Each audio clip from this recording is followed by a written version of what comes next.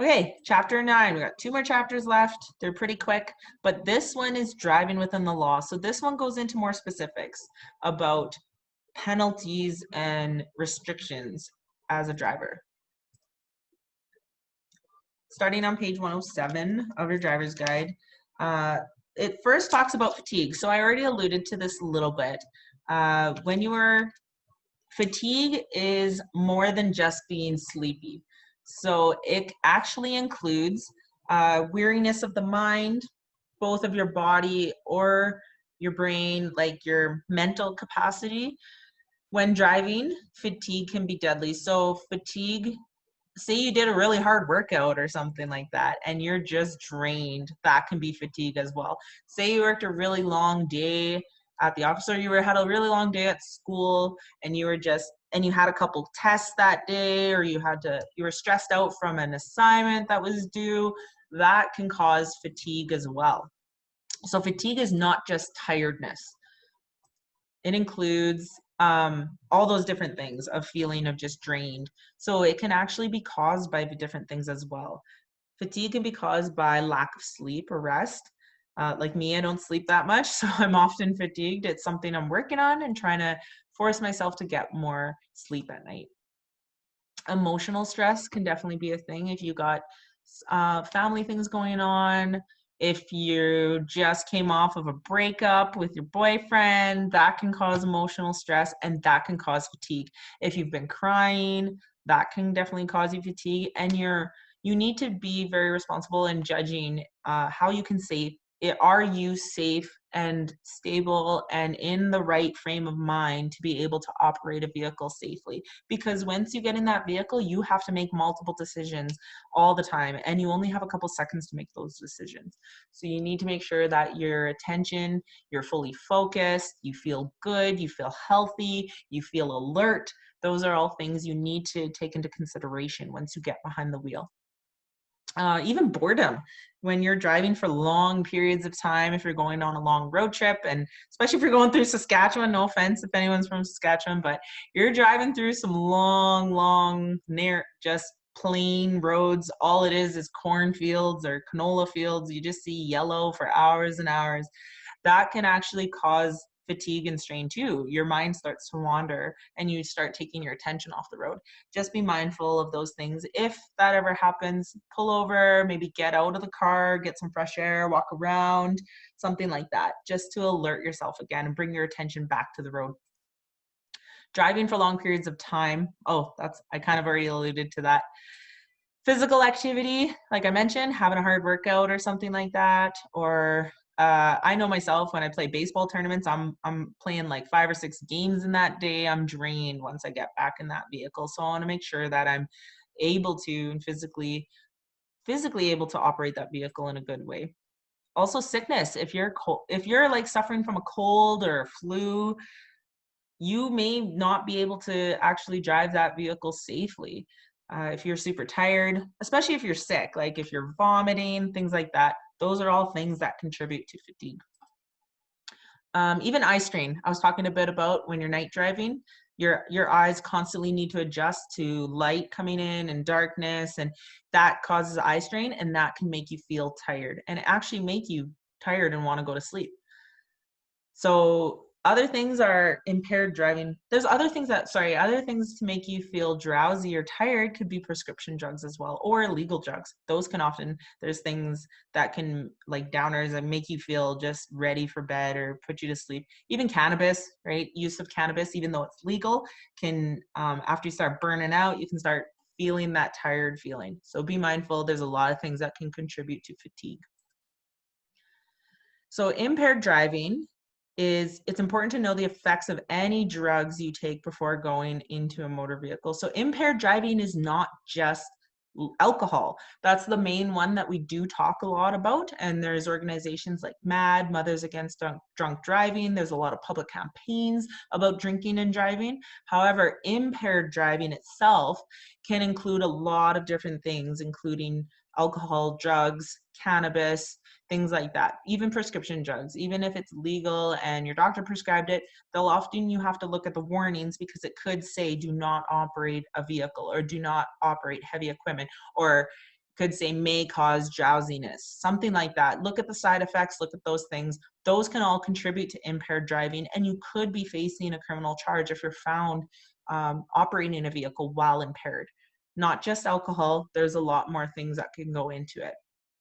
For each drug, there is a safe and tolerable dose, but more importantly, there's an impaired or toxic dose. So always got to be mindful about like when you took your medication, how you feel during that medication. Are you feeling sick and you took, even if you're just, you know, with a cold and you're taking some cough medicine, you're taking some NyQuil and it's making you drowsy, you don't want to get behind the wheel. Those can all contribute to impaired driving and impair your ability to operate the vehicle safely. Not all medications affect people in the same way as well. So you should be particularly cautious when trying any new medication. Like I said, if you take some Dayquil or some NyQuil, and sometimes people are like, fine, they're like, it didn't really do much, just help my cough. Whereas other people, it can like put them out. They're like, oh man, I've slept for 12 hours after taking that stuff. So really be mindful of your body and how you react, and don't just assume that you can handle it or it's just one pill, it's fine, something like that. Or I've done this plenty of times. Always be cautious of what you're taking, doing it safely, and assess if you're able to operate the vehicle safely. So these are some of the medications, like I talked about, these are some of the side effects from prescription medications or other, even illegal drugs can cause these sort of things. Sleepiness, blurred vision, dizziness, slow movements, fainting, inattentiveness, excitability, nausea, as I was saying, even like certain medical procedures. Sometimes I remember when I got my wisdom teeth taken out, I was they put me under, so I was coming off that drug. I was so disoriented. There's no way I could have been driving myself home. Another thing, and this one's kind of obvious, but I got laser eye surgery.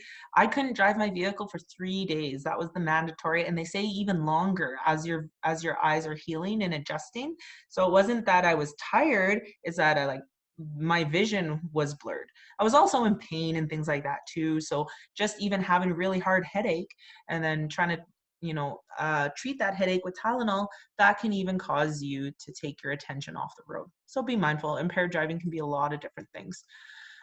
Drugs or alcohol can impair your driving. As I mentioned, when you're driving, you need to be alert and never mix your drugs and alcohol. Sometimes they're like, oh, it's just one drink, but say it's one drink and you smoked a couple joints, that combined together will increase your impairment. And they do have these rules outlined.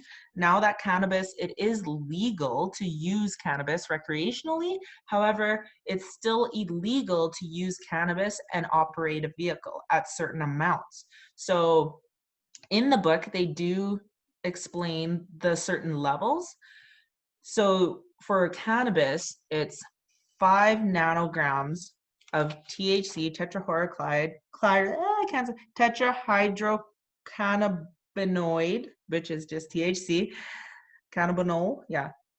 You cannot have or surpass a blood drug concentration of 5 nanograms per milliliter of blood. So visually, what does that mean? That could just mean smoking one little joint, that you could be well over that 5 nanograms. They also, even beyond smoking, even they're talking about edibles and things now. Sometimes edibles have really high concentrations. And if you have more than one, you could be well over that 5 nanogram limit. They also say that combination though, if you have a blood alcohol content of 0.05 milligrams combined with 2.5 nanograms of cannabis, so even less, half of the legal amount regularly, those two combined can actually put you over the limit and you can be caught with impaired and fined with impaired driving. So be very, very mindful. Also cannabis is quite new here and for use in Canada and in Alberta. So they give recommendations. They say maybe like 6 hours from smoking a joint, then you can operate a vehicle. But that all depends on yourself, how tolerant you are, how much of a tolerance you have built up to cannabis. and how much you've taken, how large of a person you are. All those kind of things can play into how it is going to impact you.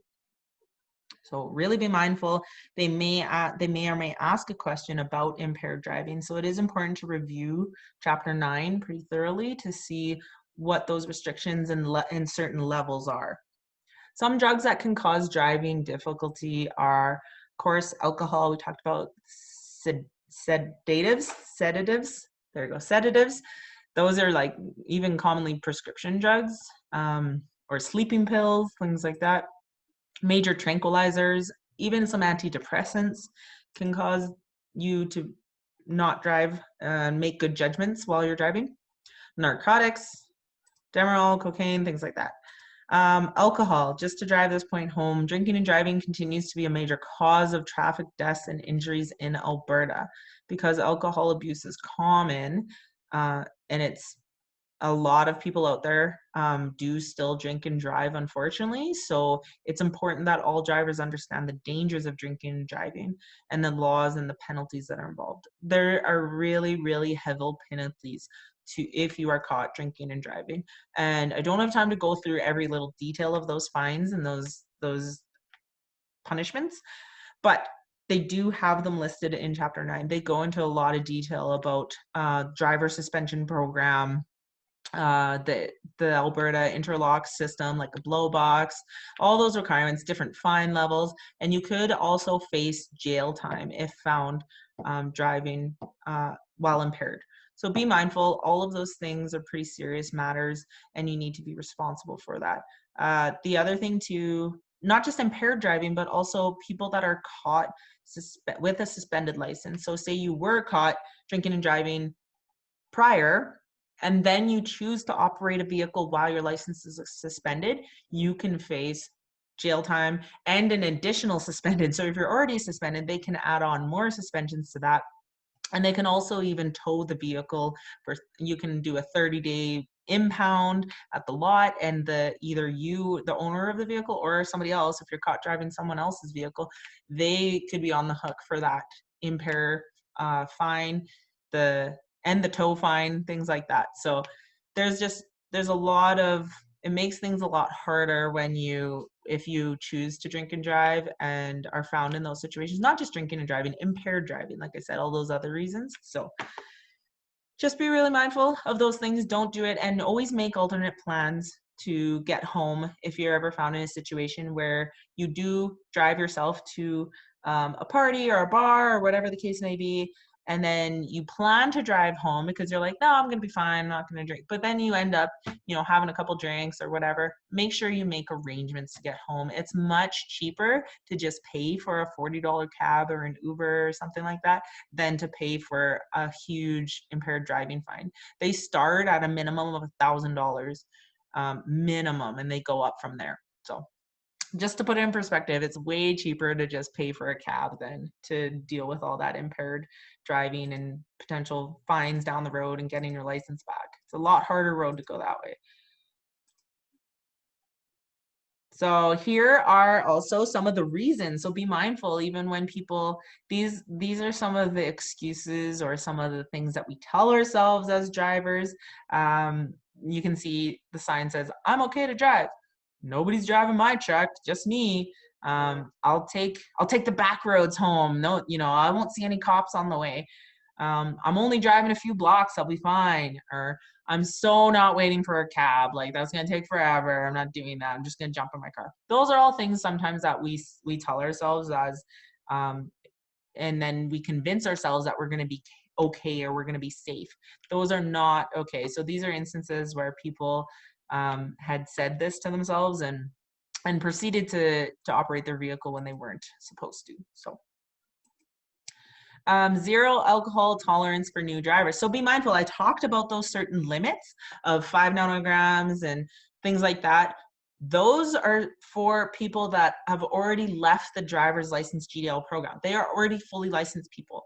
So anybody who's starting as a learner or still on the GDL class 5, there's still zero alcohol and zero drug alcohol. So you can't have any drugs or alcohol, cannabis in your system while you're on that GDL. It needs to be 0. So, yep, under that driver's license program, you're still restricted with a 0. No amount of alcohol or cannabis can be consumed. Violators will have their license suspended automatically for 1 month under the GDL program, but it goes up from there. If you surpass those legal limits really far, and if they administer like a blood alcohol test or breathalyzer, and they find that you're way over those limits, that suspension time can be greater than a month. They can suspend for a year, even longer. So if a novice driver violates the condition a second time, so say you did it, wasn't so bad, they let you off with the 1 month suspension, or even gave you a warning, but they recorded, whatever the case may be. If you're caught a second time, then again, you'll get suspended for 1 month, and you'll be required to appear before the Alberta Transportation Safety Board. And then that Transportation Safety Board, they can even require you to go and take some more driver's ed or pay an additional fine, whatever the case may be. It really depends on the situation you're found in. So the best thing to do is not get in those situations in the first place. Driving while your license is suspended or disqualified, I already alluded to this. If you are found while driving while suspended, you may go to jail, you may pay large fines, your license could be suspended for even longer, and you could have that vehicle seized, towed, you have to pay impound fees, all that kind of stuff, additional fines and charges. So demerit points. So I already talked a little bit about demerit points, but here are what they actually mean. Demerit points show up on your license if you are found breaking the law in any way. So they start on page 108, I believe, of your book. Hopefully, no. They're in here somewhere. 110. If you go to page 110 of your driver's guide, it has the list of all the different demerit points. So demerit points are penalties that go against your license. So if you are found breaking the law, like exceeding the speed limit, failing to remain at the scene of an accident, so that should be collision, failing to remain at the scene of collision, that's 7 demerit points. So they list all of them here, and we'll go through this. Careless driving, 6. Failing to stop for a school bus, 6. So the higher the demerit point, the closer you are to getting your license suspended. So for GDL drivers, if you are still on the graduated driver's license program, you're still either a learner or a class 5 under GDL, you only have a maximum of 8 demerit points before your license gets suspended. If you were to reach those 8 demerit points at some point, they will suspend your license, and you need to follow that suspension and then follow the rules to get your license back. For those that are not on the GDL program, they have the full class 5 license or above, even a class 1 or a professional license, whatever it is in that case, but they're not on the GDL program. They have a maximum of 15 demerit points until their license is suspended. So be mindful of those limits. They could very well ask you that on the test, and they may very well ask you about a demerit point. So definitely try to really remember that chart on page 110 and the list of different demerit points, because even in my quiz, I'm going to ask you about demerit points, and on the exam, you likely will get at least 1, if not more, about demerits. So racing is 6 demerit points. Failing to stop at a railway crossing for a school bus or a vehicle carrying explosives. Remember I said that certain vehicles may have to stop at a railway crossing? This is one of them. If you fail to stop for that vehicle and you blow past them, that could be 5 demerit points. Failing to stop for a peace officer, so you got caught speeding, and then a police officer puts his lights on and he's telling you to pull over, and you just keep going, you're just piling on the demerit points at that point. You're getting a speed infraction, you're getting a fine, you're getting multiple demerit points and could face a suspension. Failing to yield the right of way to a pedestrian in a crosswalk, that's 4 demerit points. Remember I talked about pedestrians always have the right of way. So if you're ever caught not giving that right of way, if there's a pedestrian there waiting, and you didn't stop for them, that could be 4 demerit points. Following too closely to other vehicles. Remember we talked about the space cushion. We talked about the 2-second rule. If you're found breaking those regulations and you're way too close to a vehicle, you're putting others at danger, that could be 4 demerit points.